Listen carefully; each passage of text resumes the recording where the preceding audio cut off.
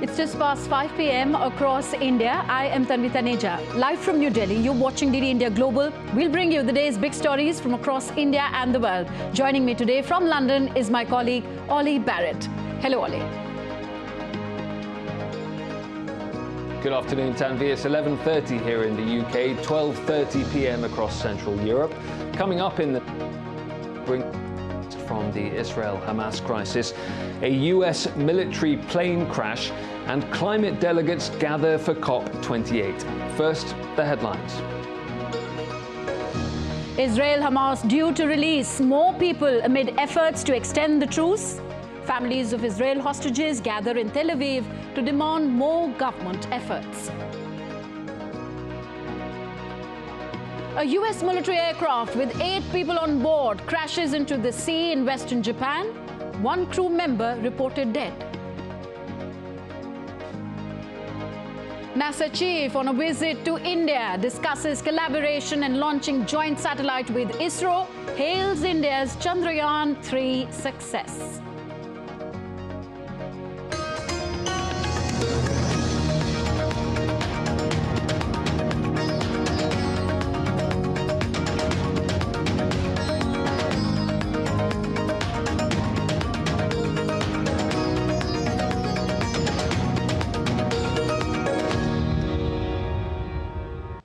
More hostages are expected to be released by Hamas in exchange for prisoners today, which is the last day of this extended truce. So far, Hamas has released 81 hostages in exchange for 180 prisoners. The families of Israeli hostages have been notified of the group to be released today. Earlier, Israel said that the truce could be further extended if Hamas continued to free at least 10 Israeli hostages in a day. Israeli Prime Minister Benjamin Netanyahu reiterated that the country will push for the release of all hostages held in Gaza without exception, as Hamas continues to hold over 150 people as hostage. Next, Chief of Israel's Armed Forces, Lieutenant General Herzi Halevi, also said that the army was ready to resume combat against Hamas in Gaza as and when the mediated ceasefire between Israel and Hamas comes to an end. The return of the hostages is a bright spot for all of us. It is also further evidence of the results of the significant military pressure and the resolute ground operation. We have created the conditions for the return of our citizens home. We will continue doing so. We are preparing for the continuation of the operation to dismantle Hamas. It will take time. These are complex goals, but they are justified beyond measure. And joining us live from Tel Aviv on the story is DD India's Sarah Coates. Sarah, what is the latest you're hearing on ceasefire negotiations?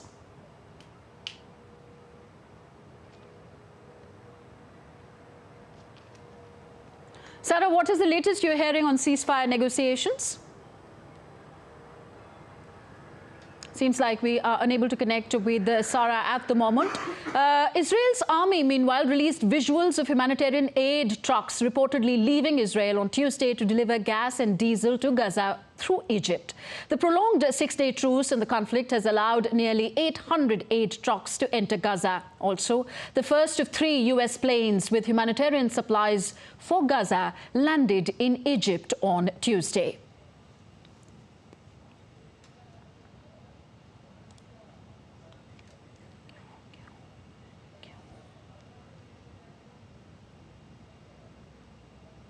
Meanwhile, US Secretary of State Antony Blinken is set to visit the Middle East, focusing on securing a lasting ceasefire and the release of all Hamas-held hostages. This marks his 3rd trip to the region since the October 7th attack. DD India's Nick Harper reports from Washington. The US's top diplomat is returning to the Middle East for more talks on the conflict in Gaza. Secretary of State Antony Blinken will visit Israel, the West Bank and the United Arab Emirates during the course of this week. The US State Department says he'll head there after wrapping up a visit to North Macedonia. The Biden administration is aiming to push for more humanitarian aid to enter Gaza and to secure the release of all the remaining hostages that were kidnapped by Hamas during the attack on October the 7th. But Washington is also pressing for another extension to the Israel-Hamas ceasefire beyond the two-day truce extension, even for a permanent end to the fighting. Part of Blinken's aim is to discuss a long-term solution to the crisis and trying to engage Israel on what happens next, including the long-talked-about creation of an independent Palestinian state through the two-state solution. The Biden administration has already ruled out long-term Israeli occupation of Gaza, instead calling for a permanent political solution to the long-standing conflict. Blinken's visit comes after CIA Director William Burns held meetings in Qatar on Tuesday. He met with his Israeli and Egyptian counterparts, including the director of Israel's intelligence service, Mossad. Burns has become a main player in the Biden administration's efforts to get all the hostages released. As the former ambassador to Jordan, the CIA director has experience working in the Middle East and building trust with leaders in the region. Nick Harper in Washington, reporting for DD India. Permanent representative of India to the United Nations, Ruchira Kamboj, said that India has always supported a negotiated two-state solution to the Israel-Palestine issue. India has always supported a negotiated two-state solution to the Israel-Palestine issue, leading to the establishment of a sovereign, independent and viable state of Palestine, living within secure and recognized borders, side by side in peace with Israel. India, on its part, Mr. President, will continue to support the Palestinian people through our bilateral development partnership, which covers a wide range of sectors, including health, education, women's empowerment, entrepreneurship and information technology, and will also continue to send humanitarian assistance to the people of Palestine. Next, indeed, India Global. Let's go to East Asia now. A US military aircraft crashed near an island in western Japan today. My colleague Ollie Barrett is in London. He gives us more on this and other stories making headlines around the world. Ollie, give us the details of this crash. Thank you, Tanvi. Yes, the US military aircraft, as you say, crashing near an island in western Japan. 6 people on board, we believe. Japan's Coast Guard has found debris which seems to be from the aircraft and has confirmed that at least 1 crew member has been killed. The crash happened near the Yakushima Island, and US forces in the region are now said to be gathering more information. And we can go to DD India's Chris Gilbert, who joins me live now from Tokyo. Chris, what do we know?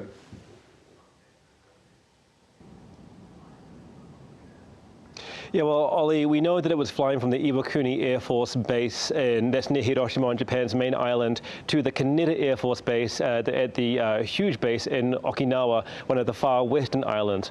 It was about halfway through its trip, just over 6 hours ago, when it suddenly requested an emergency landing at that island you mentioned, Yakushima. There's an airport there. And then fishers in the area just 5 minutes later reported, these are witness reports, that it turned 180 degrees, flipped on its back, and consistent reports from witnesses that the left engine was on fire before crashing into the ocean. Local fishers in the area on their boats immediately responded. As you mentioned, 3 people have been recovered. 1 has passed away in hospital. But that does leave 3 people still unaccounted for on this chilly winter's night here in Japan. In terms of what happened, those details are still to come. It was a clear day. The winds were low. There were no weather advisories in effect at the time. But the CV-22 Osprey, the aircraft that it was, does have a somewhat troubled history. In 2010, 1 crash landed in Afghanistan, killing 4 people. A couple have crashed in Australia in 2017, and earlier this year, killing 3 people each time. There have been accidents in training as well, but it's certainly a very tragic accident for the US military here in Japan.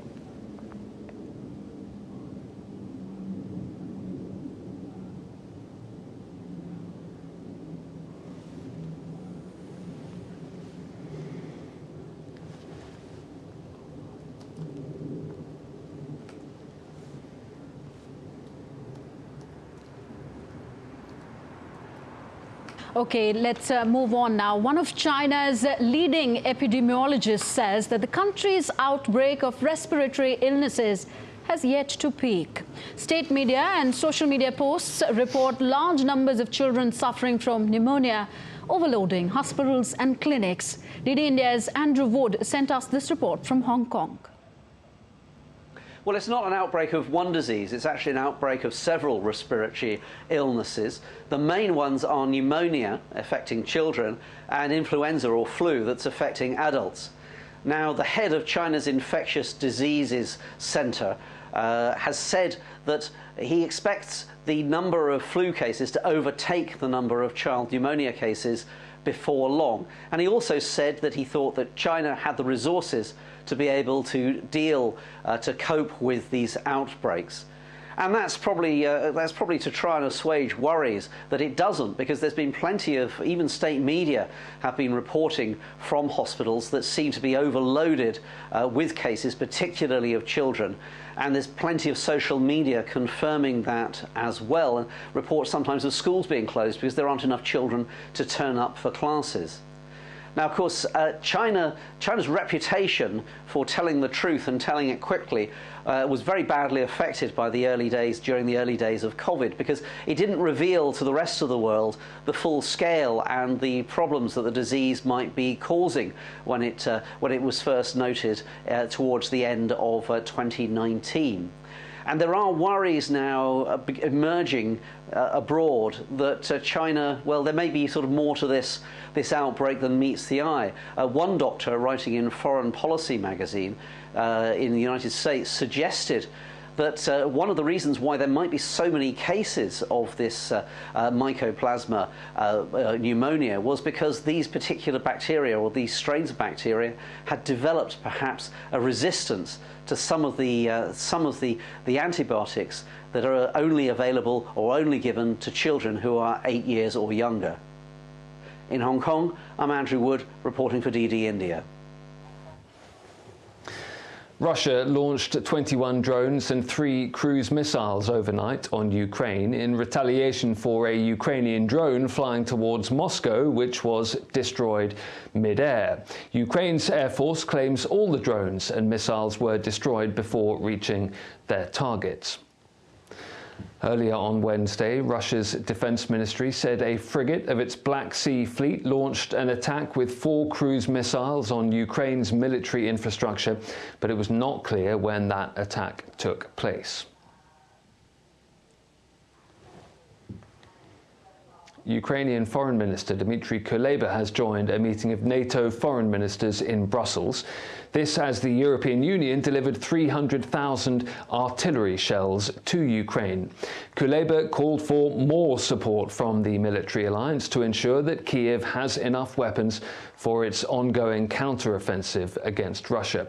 US Secretary of State Antony Blinken and UK Foreign Minister David Cameron are among the officials attending the meeting, which also will be discussing Ukraine's bid for membership.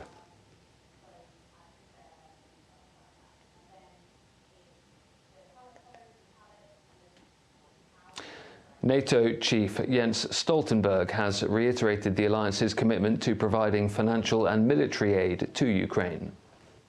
Allies are providing unprecedented military, financial and humanitarian support to Ukraine and supporting the necessary reforms on Ukraine's path to NATO membership. Russia's war of aggression continues to cause untold suffering. It threatens the security of Europe and the stability of the entire international rules-based system. Allies continue to stand with Ukraine for your security and for our security. Thank you. Turkey has told Sweden that it expects to ratify its long-delayed accession to the military alliance within weeks. Sweden and Finland requested to join NATO last year after Russia's invasion of Ukraine. After initial objections, Turkey endorsed Finland's membership bid in April, but has kept Sweden waiting. So we look forward to see the ratification finalized. Yesterday, I had a bilateral with my colleague, the Foreign Minister of Turkey, Hakan Fidan, where he told me that he expected the ratification to take place within weeks. And of course, we don't take anything for granted from the side of Sweden, but we look forward to this being completed. A Virgin Atlantic passenger jet powered by 100% sustainable aviation fuel has completed its New York-bound maiden flight. This is the first time that a commercial airliner has flown long-haul on 100% sustainable aviation fuel. It had no paying passengers or cargo. The flight carried Virgin's billionaire founder Richard Branson and several others. It will return to London using conventional jet fuel. And we need to make sure that it doesn't eat into the food supply, that it's like the waste product, like the stalks, say, of corn, not the corn itself, the cooking oil from, say, fish and chips. Instead of throwing it away, you turn it into jet aviation fuel. And so it's exciting, and we believe it can be done. COP28 host UAE, meanwhile, is expected to push for a low-carbon future that includes fossil fuels, as delegates from over 200 countries prepared to convene at Thursday's climate summit in Dubai. UAE is one of the world's largest oil producers. The push comes as nations remain divided over phasing out coal and oil and ramping up technologies like carbon capture that curb fossil fuels' environmental impacts. Replacing fossil fuels with clean energy sources like solar and wind power is among the key focus areas of the summit.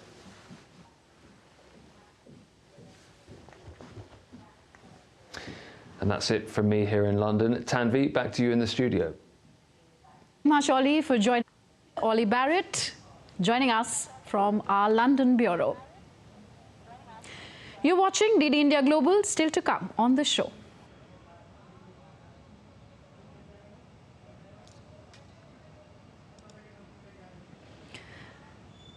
So 41 rescued workers see light at the end of the tunnel. They express gratitude to the Indian government for their efforts, say they're all healthy.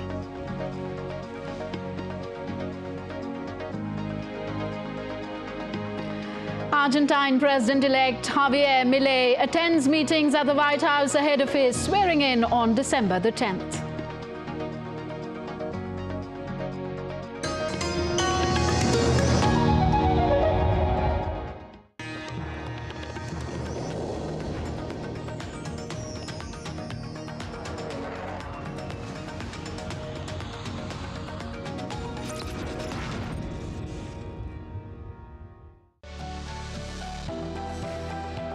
Turning crisis into opportunity, transforming ideas into action, stories of real change, tales of sustainable solution.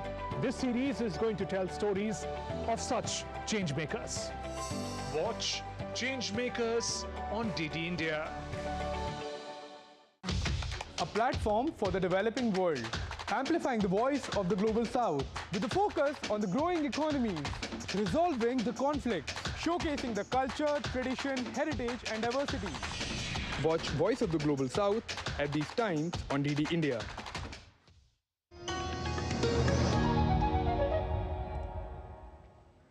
Welcome back. You're watching DD India Global. I am Tanvi Taneja.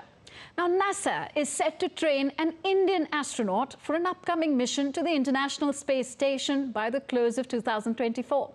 The announcement came after a high-level delegation of NASA, led by its administrator, Bill Nelson, called on Indian Minister of Science and Technology, Dr. Jitendra Singh, in New Delhi on Tuesday. Both sides also discussed over the joint launch of microwave remote sensing satellite for Earth observation named NASA-ISRO Synthetic Aperture Radar in the first quarter of next year. NISAR is targeted for launch on board India's GSLV. Data from NISAR will be highly suitable for studying the land ecosystems. Both space agencies, ISRO and NASA, have formed a joint working group on human spaceflight cooperation and are exploring cooperation in radiation impact studies as well. The Indian side informed that a concept paper on the implementing arrangement is under consideration between ISRO and NASA. ISRO is also exploring the feasibility of utilizing NASA's hypervelocity impact test facility for testing the Gaganyaan module.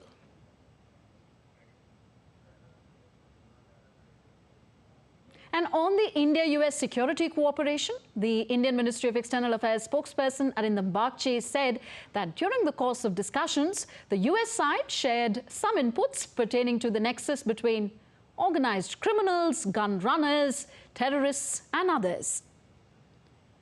Bagchi said that during the discussions, India indicated that it takes such inputs seriously since they impinge on Indian national security interests as well.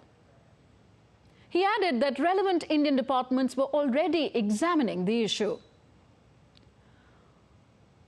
On 18th of November this year, the Indian government constituted a high-level inquiry committee to look into all the relevant aspects of the matter.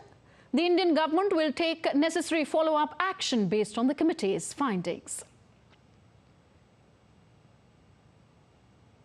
And next news of the Uttarakhand tunnel rescue. Well, India's Prime Minister Narendra Modi lauded the rescue operations to evacuate all 41 workers who were trapped inside the collapsed Silkyara tunnel in northern Indian state of Uttarakhand for the past 17 days.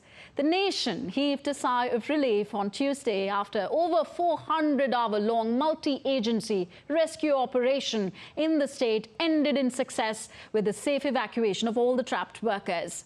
Soon after the workers were evacuated, the Prime Minister spoke to these rescued men over the phone and inquired about their well-being. While interacting with Prime Minister Narendra Modi, the workers said that they kept their spirits up while trapped inside, taking morning walks and practicing yoga. The workers hailed Prime Minister Narendra Modi, Uttarakhand Chief Minister Pushkar Singh Dhami and the efforts of the entire rescue team's apparatus.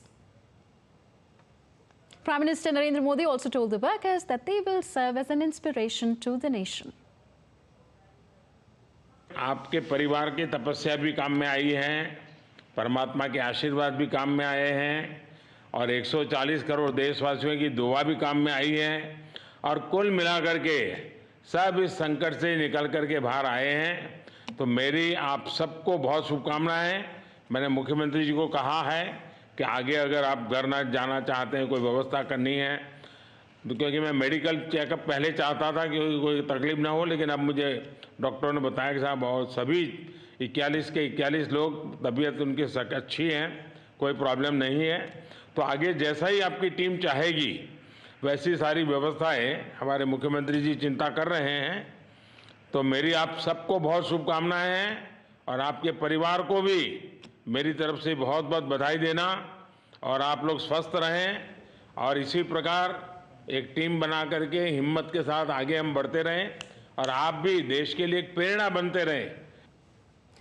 Meanwhile, on the successful rescue of all the 41 workers, international tunneling expert Arnold Dick said that it's been his honor to serve, and as a parent, it's been also his honor to help out all the parents getting their children back home. And as a parent, it's been my honour to help all the parents out there getting their children home. And you remember in the beginning I said 41 people home safe, no one gets hurt by Christmas. Now let's take a look at other stories making news around the world. Argentine President-elect Javier Milei and his delegation arrived for meetings at the White House in Washington, D.C. on Tuesday. This included Milei's interaction with Jake Sullivan, an aide to U.S. President Joe Biden. Pope Francis, grappling with health concerns, briefly addressed a public gathering today showing signs of discomfort. He's also opted out of the COP28 climate summit in Dubai due to flu-related problems, leading an aide to read his main text during his weekly audience at the Vatican.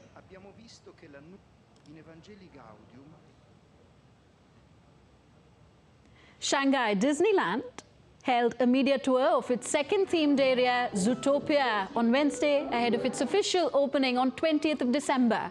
The attraction features a trackless ride for pursuing the Zootopia character, Bellwether, a show highlighting Zootopia residents, and a chance for tourists to meet actors portraying key movie characters.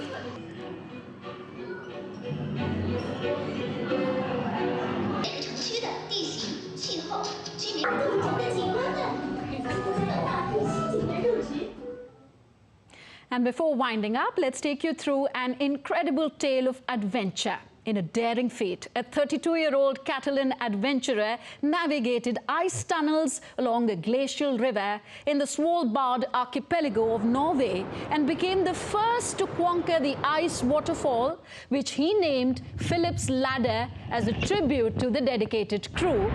The crew ascended the ice cap with a ladder, trekking 11 kilometers across ice to reach this glacial river.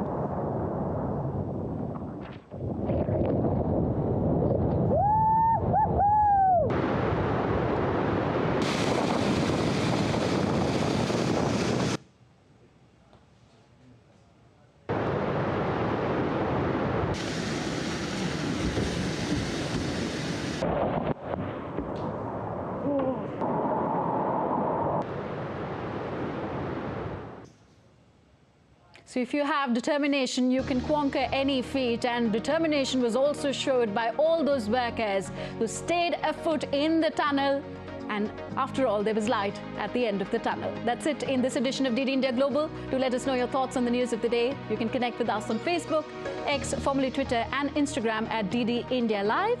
We'll be back with more news as it unfolds here on DD India. I am Tanvi Taneja from my entire team in New Delhi. Thanks for watching. Namaskar.